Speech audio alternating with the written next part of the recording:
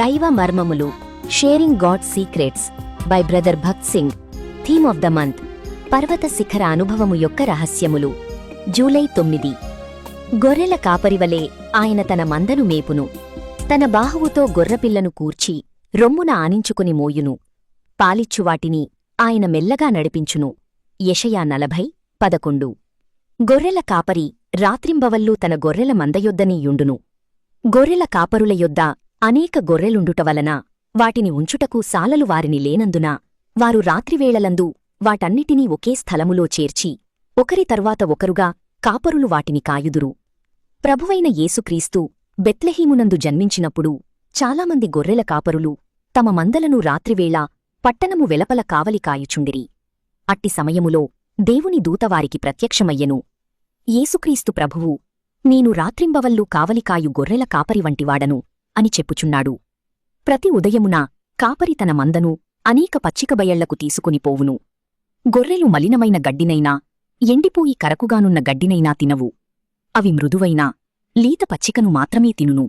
కీర్తన 23. అంతీగాక గొర్రెలకు శుభ్రమైన నీరు కావలెను. అవి పందులవలే మురికి నీరు త్రాగవు. మన ఆకలి దప్పులను తీర్చుటకు ఎటువంటి ఆహారము అవసరమో మన యేసుక్రీస్తు ప్రభువునకు తెలియును. ఆయన మాటలే మన పచ్చిక బయళ్ళు. తన వాక్యమును ఉదయ, మధ్యాహ్న, సాయంకాలములలో మనకు అనుగ్రహించును. ఉదయకాలమున దినమంతటి కొరకై తన ఏర్పాటును మనకు అనుగ్రహించును. మధ్యాహ్నకాలమందు మిగిలిన దినము కొరకు మనకు కావలసిన బలమును అనుగ్రహించును. రాత్రి సమయములందు పరుండక మునుపు దేవుడు మనలను పరిశోధించును.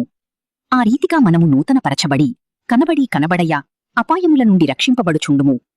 ఆయన మన ప్రేమగల నమ్మకమైన కాపరియయున్నాడు. ఆయన ఎల్లప్పుడీ మనతోనే యుండును. గొర్రెలు తమ కాపరి స్వరమును గుర్తించే వరమును కలిగియున్నవి.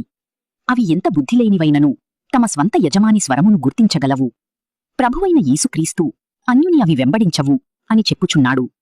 ఏలయనగా వాటి చెవులు తమ స్వంత యజమాని స్వరమును మాత్రమే గుర్తుపట్టగలవు.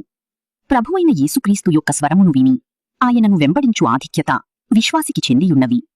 ఆయన ఎక్కడికి వెళ్ళినూ ఏ ప్రశ్న వెయ్యక ఆయనను మనము వెంబడించవలసియున్నది.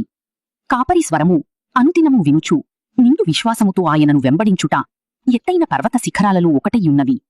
దైవ మర్మములు షేరింగ్ గాడ్ సీక్రెట్స్ వినినందులకు వందనములు. అలసిన వానిని ఊరడించు మాటలు. A word in season to the weary. July 9. మేము దేవుని జతపనివారమయ్యున్నాము. 1 కొరింథీ 3:9. ఎఫెసీ 1:17-18లలో అపోస్తలుడైన పౌలు 3 విషయములను చూచుచున్నాడు. మొదటిది, పిలిచిన పిలుపువలనైన నిరీక్షణ. యేసుక్రీస్తు ప్రభువు యొక్క పరలోక పిలుపును అర్థము చేసుకొనుటకు మన కన్నులు తెరవబడవలెను. మనము బస్సులోగాని, రైలుబండిలోగాని, విమానములోగాని ప్రయాణము చేయుచున్నప్పుడు చాలామంది క్రొత్త వ్యక్తులను కలిసికొందుము. మొదట వారితో మాట్లాడినప్పుడు వారి వృత్తిని గురించి, ఉద్యోగమును గురించి తెలుసుకొందుము. తరువాత వారితో చాలా స్వేచ్ఛగా మాట్లాడుదుము.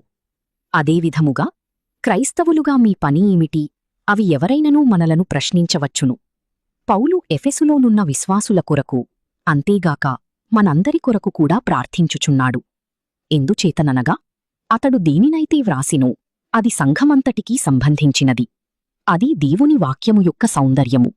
దానిని ఎవరైననూ కోరుకొనవచ్చును. పౌలు, ఓ దీవా, ఎఫెసీ విశ్వాసులు వారి పిలుపును గురించి ప్రశ్నించబడిన ఎడల సరియైన జవాబిచ్చునట్లుగా వారికి బోధించుము. వారు యథార్థముగా, సంతోషముగా జవాబిచ్చునట్లు చేయుము. మిమ్మును హేతువు అడుగు ప్రతివానికిని సాత్వికముతోనూ భయముతోనూ సమాధానము చెప్పుటకు ఎల్లప్పుడూ సిద్ధముగా ఉండుడి. 1 పేతురు 3:15. వారికి మనము జవాబునీయవలనని దేవుడు కోరుచున్నాడు. నేను యేసుక్రీస్తు ప్రభువు యొక్క జతపనివాడను, పాలిభాగస్థుడను. మేమిరువరము పరసంబంధమైన ఒకే పని చెయ్యుదుము. ఆయన కొరకు పరసంబంధమైన నివాసమును కట్టుటకు మనమందరమూ సమాన పాలిభాగస్థులము. యేసుక్రీస్తు ప్రభువు యొక్క పిలుపులోగల నిరీక్షణ అదియే. నీకు పెద్ద వ్యాపామమున్న ఎడల, ఎవరైననూ నిన్ను ఆ విషయమై అడిదగిన ఎడల, నీవు, నేనొక అర్హత కలిగిన ఇంజనీరును, లేక నేను అనేక విశ్వవిద్యాలయములలో చదివితిని అని చెప్పెదవు. వారు, నీ జీతమెంత అని అడిగిన ఎడల, నీవు ₹1,00,000 అని చెప్పిన ఎడల వారు తప్పక నమ్మవలను. ఎందుకనగా నీవు అనేక విశ్వవిద్యాలయములలో చదివితిని. నీ ఉద్యోగము, వ్యాపారమునకు జీతము తగినది. నీవు యేసుక్రీస్తు ప్రభువునందు విశ్వాసముంచిన ఎడల ఆయన పరసంబంధమైన నివాసమును కట్టుటకు నీవునూ జతపనివాడవగుదువు. ఈ పనికి నీ జీతమంతా అని అడిగిన ఎడల నీవు నా ప్రభువుకున్నదంతయూ నాదే అని సంతోషముగా చెప్పగలవు. ఈ లోకసంబంధమైన ఏ పెద్ద భవనము కంటెనూ మిక్కిలి శ్రేష్టమైన పరసంబంధమైన నివాసస్థలమును నిర్మించుటలో మనము దేవుని జతపనివారమయ్యున్నాము. మనము పరసంబంధమైన పరిశుద్ధ స్థలములో ప్రపంచంలోని అన్ని భవనములను ఒకచోట చేర్చి పోల్చినను అవి దేనికినీ పనికిరావు. ఎందుకనగా అవన్నీయూ ఒక దినమున కూలిపోవును. భూమి, ఆకాశము, భవనములు సమస్తమును గతించిపోవు దినము వచ్చుచున్నది. మన సహకారముతో యేసుక్రీస్తు ప్రభువు నిర్మించు పరసంబంధమైన గృహము మాత్రము ఎన్నటికినీ కూలిపోదు. ఎందుచేతననగా మనము యేసుక్రీస్తు ప్రభువు ద్వారా ఆయన జతపనివారముగా పాలిభాగస్థులముగా అంగీకరింపబడుటచేతని. ప్రతి విశ్వాసికి ఆయన పిలుపు యొక్క నిరీక్షణ ఇదియే. ఈ భూమిమీద మన జీవనము కొరకు మనము ఉద్యోగముగాని వ్యాపారముగాని చెయ్యవచ్చును గాని అది మన నిజమైన వ్యాపారము కాదు. ఒక పేద విశ్వాసిని ఒక వ్యక్తి నీవెవరవు అని అడిగెను. నేను క్రైస్తవుడను అని అతడు జవాబిచ్చెను. మరలా అతడు నీ వృత్తి ఏమిటి అని ప్రశ్నించెను. ఆహార సంపాదన నిమిత్తము నేను కూలీగా పనిచెయ్యుచున్నాను గాని ఒక విశ్వాసిగా నేను పరసంబంధమైన నివాసములను నిర్మించుటలో జతపనివానిగా నా ప్రభువుతో కలసి పనిచెయ్యుచున్నాను అని జవాబిచ్చెను. అలసినవానిని ఊరడించు మాటలు. A word in season to the weary. వినినందులకు వందనములు.